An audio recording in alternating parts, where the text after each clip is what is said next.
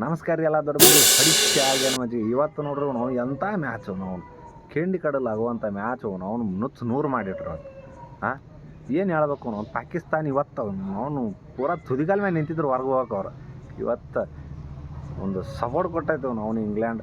But ಏನ್ರಿ England ಸೋತಿತ್ತಪ್ಪ ಅಂದ್ರೆ ಇವತ್ತು ಮಾತ್ರ ಪಾಕಿಸ್ತಾನಿಗೆ ಹೇಳ್ಬಾರ್ದು. ಆ ನಮೂನಿ ಮಾಡ್ತಿದ್ವಿ ನಾವು. ಭಾಳ ಕೆಟ್ಟ ಓದಿಸ್ತಿದ್ವಿ. ಯಾಕಪ್ಪ ಅಂದ್ರೆ ಲೀಗ್ದಾಗ ಅವನು ಲೀಗ್ದಾಗ ಅಲ್ಲಿ ಒಂದು ಮ್ಯಾಚ್ ಇಲ್ಲಿ ಒಂದು ಮ್ಯಾಚ್ ತಿಂತಾರೆ ಗೆದ್ಕೊಂಡ್ಬಂದಿರ್ತಾರೆ. ಸೆಮಿಫೈನಲ್ ಲಾಸ್ಟ್ ಮ್ಯಾಚ್ ಇರೋಕ್ಕಾಗಲಿ ಹೊರಗೆ ಹೋಗಿದ್ರು ಅವ್ರು, ಪಕ್ಕ ಹೊರಗೆ ಹೋಗಿದ್ರು.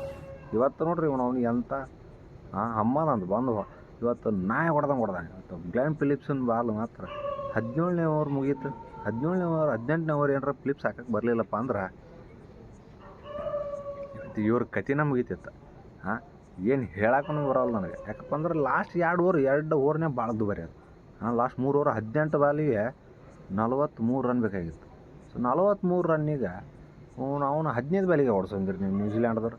ಇವತ್ತು ನೋಡ್ರಿ ಭಾಳ ಸಿಟ್ಟು ಬರೈತಿ. ಯಾಕಪ್ಪ ಅಂದ್ರೆ ರಚಿನ್ ರವೀಂದ್ರ ಅಂಥ ಕಂಟ್ರೋಲ್ ಮಾಡಿದ್ದವು. ಅಂಥ ಕಂಟ್ರೋಲ್ ಮಾಡಿದವನಿಗೆ ನೀವು ಇವತ್ತು ಏನೂ ಉಳಿಸಿಲ್ಲ, ಅವ್ನು ಮರ್ಯಾದೆನೇ ಇಲ್ಲ ಅವ್ನು. ಸೊ ಹಂಗತ್ತರ ನೀವು ಆಡಿದ್ರಿ ಮ್ಯಾಚ್. ಇವತ್ತೇನಂತಾರಲ್ಲ, ಒಂದು ಚಾನ್ಸ್ ಕೊಟ್ಟಂಗೆ ನೀವು ಪಾಕಿಸ್ತಾನಕ್ಕೆ ಚಾನ್ಸ್ ಕೊಟ್ರೆ ಅವ್ರು ಮಾತ್ರ ಪಕ್ಕ ಬಿಡ್ತಾರೆ. ಯಾಕಪ್ಪ ಅಂದ್ರೆ ಅವು ನಾಳೆ ಶ್ರೀಲಂಕಾ ಜೋಡಿ ಐತೆ ಮ್ಯಾಚ್. ಶ್ರೀಲಂಕಾ ಜೋಡಿ ಗೆಲ್ಲಲ್ಲ ಅವ್ರು. ನಮ್ಗೆ ಕ್ರಿಕೆಟ್ ಇಟ್ಬಿಟ್ಟು ಒಂದು ವೇಳೆ ಗೆದ್ದರು ಸ್ಟ್ರೈಕ್ ರೇಟ್ ಮ್ಯಾಗೆ ಗೆಲ್ಬೇಕು. ನಮ್ಮ ಇಂಡಿಯಾದ್ರ ಬಗ್ಗೆ ಸ್ಟ್ರೈಕ್ ರೇಟ್ ಮ್ಯಾಗೆ ಗೆಲ್ಬೇಕು. ಹಂಗೆ ನಮ್ಮ ಸ್ಟ್ರೈಕ್ ರೇಟ ಸಂಬಂಧಪಡಲ್ಲ ರೀ. ನಿಮಗೆ ಬೀಳುತ್ತೆ ನೋಡಿ. ಸ್ಟ್ರೈಕ್ ರೇಟ್ ಮ್ಯಾಗೆ ಗೆದ್ರಿ ಉಳಿತೀರಿ, ಇಲ್ಲ ಸೀದಾ ಹೊರಗೆ. ಸೊ ಇವತ್ತು England top class batting Will Jacks and Ahmed last ಬಂದು ಫಿನಿಶ್ ಮಾಡಿದ, ಗಿಚ್ಚಿಗಿಲಿ ಬ್ಯಾಟಿಂಗ್ ಮಾಡಿದ. ಸೊ ಇವತ್ತು ಸ್ಟಾರ್ಟಿಂಗ್ಲಿದ್ದ ಏನಾಗೈತಿ ಎಲ್ಲ ಬೇಡ, ಲಾಸ್ಟ್ ಎಂಡಿಗೆ ಬಂದ್ಬಿಡೋದು. ಯಾಕಂದ್ರೆ ಇವತ್ತು ಎಂಡಿಂಗ್ ಪಾಯಿಂಟ್ ಭಾಳ ಇಂಪಾರ್ಟೆಂಟ್. ಸೊ ಇವತ್ತು ಮಾತ್ರ ಅವನು ಗಿಚ್ಚಿಗಿಲಿ ಬ್ಯಾಟನ್ ಯಾವಾಗ ಔಟ್ ಅದು ನೋಡು, ಅವಾಗ ಮ್ಯಾಚ್ ಮುಗೀತಂತ ಮಾಡಿದ್ವಿ ನಾವು. ಯಾಕಪ್ಪ ಅಂದ್ರೆ 4 ಓವರಿಗೆ 48 ರನ್ ಬೇಕಾಗಿತ್ತು. 24 ಬಾಲಿ 48 ಬೇಕಾಗಿತ್ತು.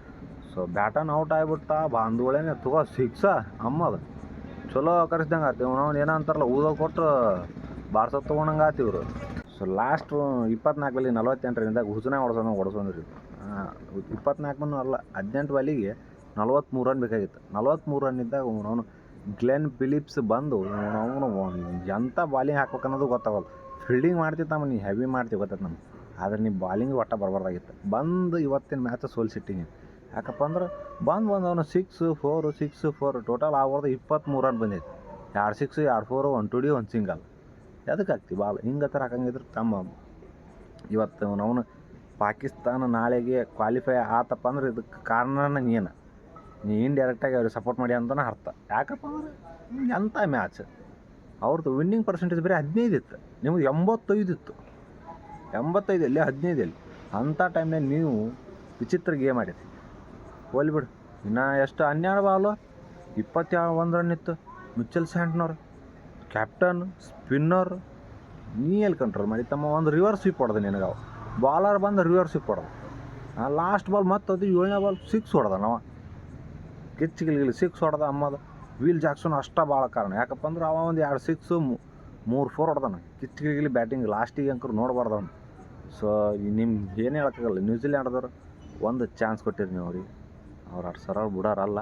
ನೋಡೋಣ ಅವ್ರೇನು ಗೆಲ್ತಾರೆ ಅನ್ನೋದು ಡೌಟ್ ನಮಗೆ ಪಾಕಿಸ್ತಾನದವ್ರು.